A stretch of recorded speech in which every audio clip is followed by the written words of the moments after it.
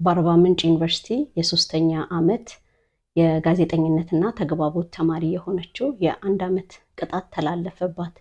ምክንያቱም በሶሻል ሚዲያዋ ላይ ረጃጅም ሌክቸር የሚሰጡ መምህራኖች ከ30 ደቂቃ በላይ ስለማናዳምጣችሁ ስራ ካላችሁ ወደ የስራችሁ ብትሄዱ የተሻለ ነው ብላለች በሚል እስቲ ልጅቷ የተናገረችው ነገር ምን ያህል ሳይንቲፊክ ባክግራውንድ እውነታ አለው እውነታ የለው የሚለው እኔ አንድ ሰው ጤናማ የሆነ ሰው አቴንሽን ስፓኑ ወይንም ቀልቡን ሰብስቦ ማዳመጥ የሚችለው the first 20 ሚኒት ነው፣ የመጀመሪያዎቹ 20 ደቂቃ ወይንም ከ7 እስከ 20 ደቂቃ ባለው ውስጥ ነው። ከዛ በኋላ ምንድነው ኢንፎርሜሽን ሎድ ይኖራል ወይንም ደግሞ ኮግኒቲቭ ኦቨርሎድ ይኖራል ማለት ነው። ለማሰብ ለማሰላሰል ጫና ይፈጥርበታል። ምን ላይ? ሚሞሪ ላይ፣ የማስታወስ ክህሎት ላይ ማለት ነው። ግን ይሄም ራሱ አቴንሽን ስፓን በተለያዩ መንገዶች እንደገና ተጽዕኖ ውስጥ ይወድቃል።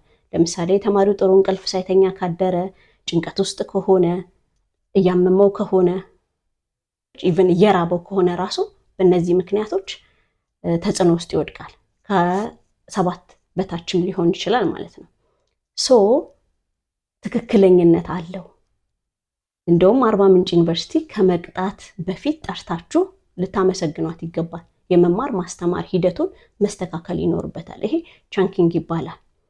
በጥሩ ጥሩ መጽሐፍቶች በዚህ ዙሪያ ተዘጋጅተዋል።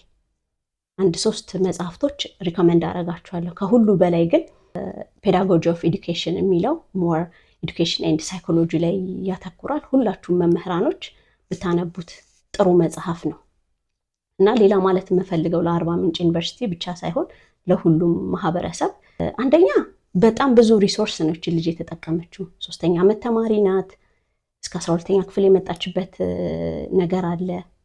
ሴት ተማሪ ናት። ብዙ የተማረ ሰው በሌለበት ሀገር ላይ ልጅቷን መቅጣት አግባብ አይደለም። ራዘር የመማር ማስተማር ሂደቱን እንደገና እንዲታይ እንዲከለስ ቢሆን የተሻለ ነው።